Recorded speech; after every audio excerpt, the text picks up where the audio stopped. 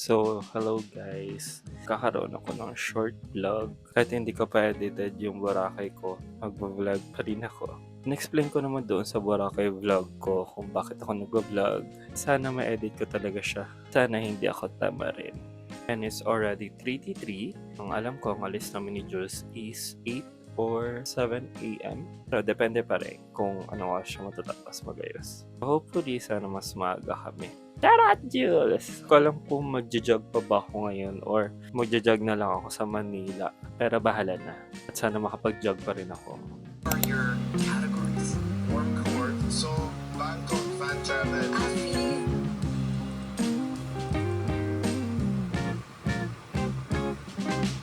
Hello, good morning. And 7:32. Ayan, ang usapan namin is 8 kailangan nandoon na kami sa Victory. Kasi alam ko ang biyahe is around 8. So ngayon nag-ayos ako, napapatayo na lang ako ng buhok. And then, ready na to go na ako. May binili pala ako kanina. Gusto ko lang siyang itry. I'm not sure kung pwede ipagsabay ang Vaseline and lipstick. So here, binili ko kanina para hindi na dry ang aking lips. Ito try ko siya. Yan, para wala lang din nangyari. Pero, mag-ayos na ako. Parang patay yung buhok. Pero yan, I'm using pomade Gatsby. Alam nyo bang sobrang bango nito? Kasi may pinapagupitan kami ni Ken. By the way, happy birthday nga pala, Ken. Birthday nga ni Ken. May pinapagupitan kami ni Ken sa Urban Shave. Tapos, mayroon silang homemade na. Homemade ba tawag? Sarili silang product, tapos wax siya. Tapos sobrang bango. Hindi siya nawawala. Like isang buong araw talaga. And na-find out ko itong pomade pala ng Gatsby, yung close sa amoy niya. Ang ayoko lang dito is parang hindi siya tumatagal. As in, parang nawawala din yung amoy. Yung ginagamit na wax doon sa Urban Shape kasi sobrang bango talaga. Sobrang tagal niya na sa buhok ko, naamoy ko pa rin. Unlike dito, hindi ko talaga siya naamoy pag tumagal. Pero una, naamoy ko pa rin.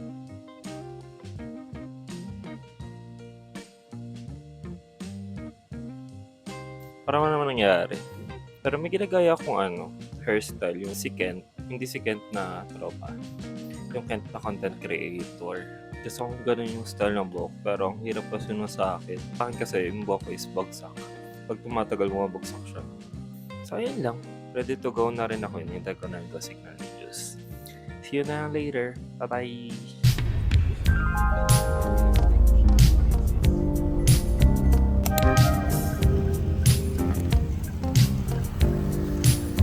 Hello po. Tatakimas. Kain. So, una nating itinerary sa Makati ay ang magdikit ng boots. Ay, yung tutorial. Yung Tutorial kung paano magdikit ng boots gamit ang Mighty Bond. So first, kailangan mo muna siyang tikman. Taste test. Taste test. Tignan natin kung totoo ba siyang Mighty Bond. Nakita ko tingnan. Ay, ang kalat. Ang galing Chinese naman tong is.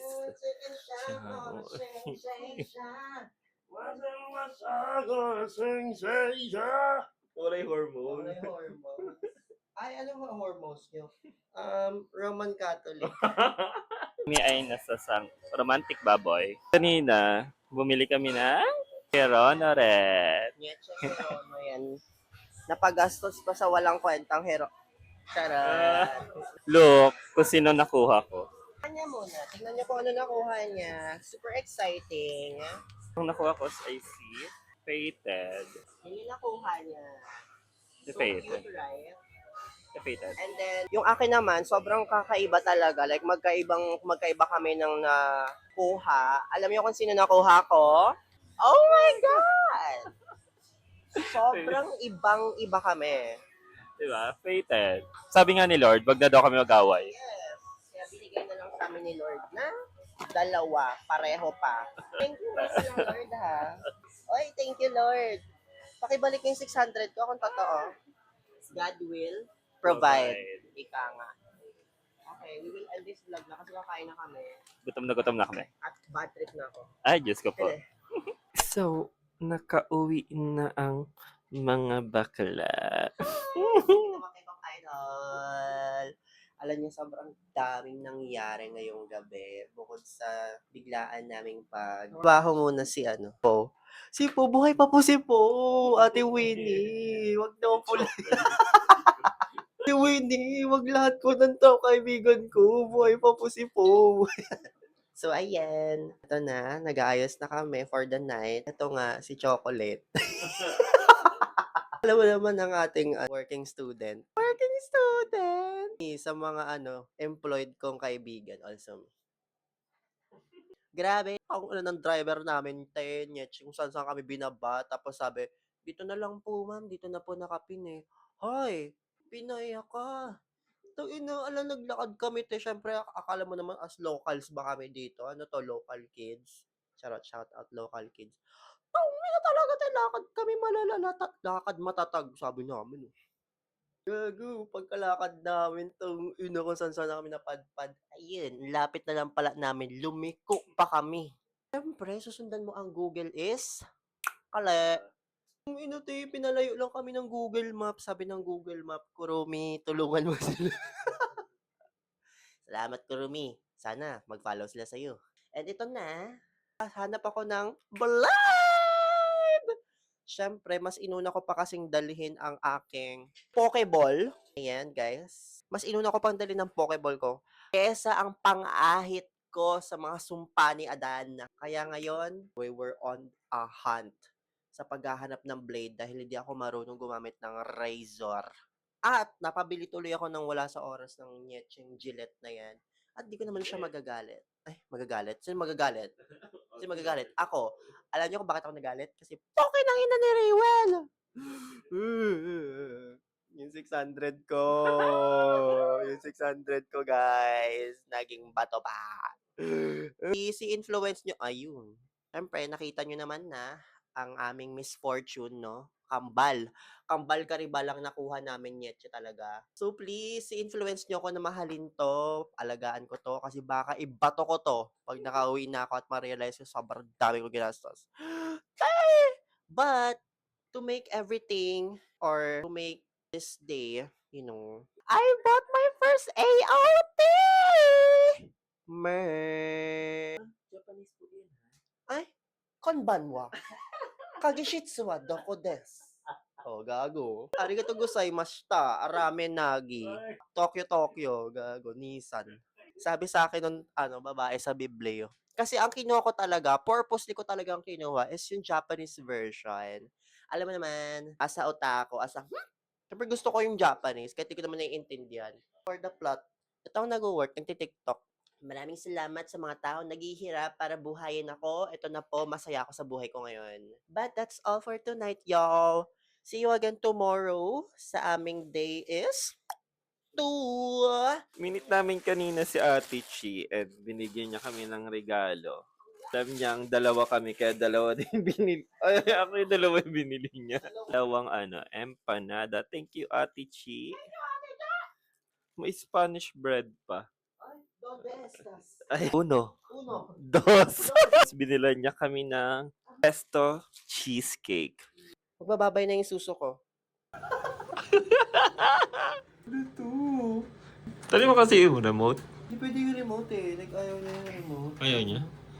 Ayun. Puta ka lang, dyan pala yung remote sa'yo eh. I love this hotel namin. Nakapaglaro pa ako ng mga super classic and iconic games sa Nokia. Good morning. Tawa na! Tawa niyo ako pinapagpagano Doon na kami mag-iwan. Nandito lang kami actually sa likod ng St. Joe.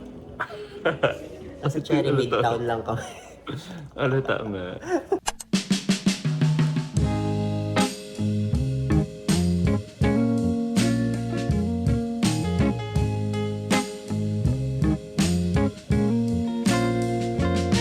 Jules!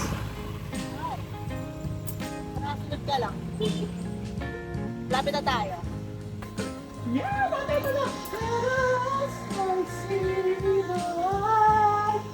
Let's start the fire, just let go. Go. Mukha na ba ako si Tatanto? Hindi.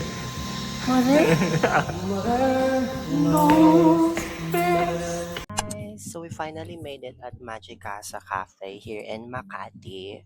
I've been really looking forward to visiting this cafe because it looks so cool. I just found this cafe sa TikTok while I was like browsing on like places to go here in Makati, and this one cafe really caught my eye. Na mapa-English kasi nasa Makati na kami, sorry. And look, their cups are so cute. But I actually expected na nasa ano siya, like nasa glass because sa pictures nila sa menu. But regardless, it's so pretty. Like uuwi ko to sa Sambales at ipapainggit ko dyan sa mga kapehan dyan ng kukorni ninyo. So, for our drinks, we got Huckleberry. I got mango mint because it looks so cute doon sa menu nila.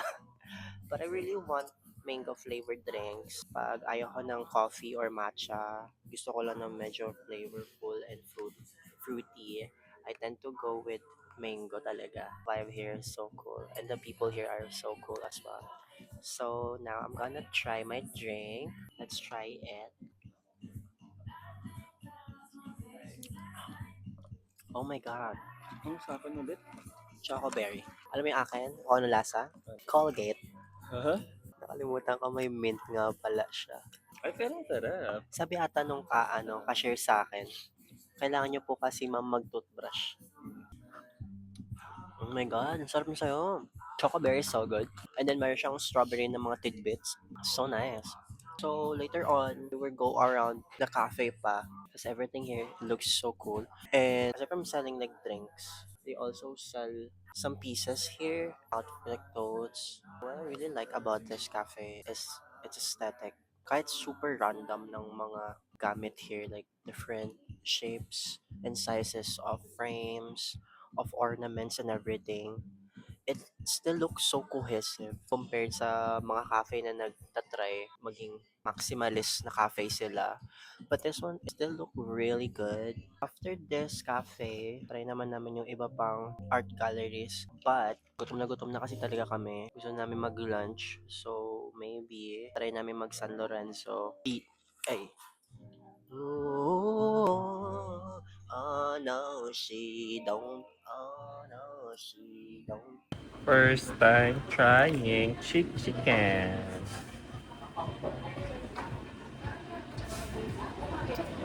Ay. Ang tender niya, te. Ay, tender. Sobrang lambot. Sige, one, two, three. First bite.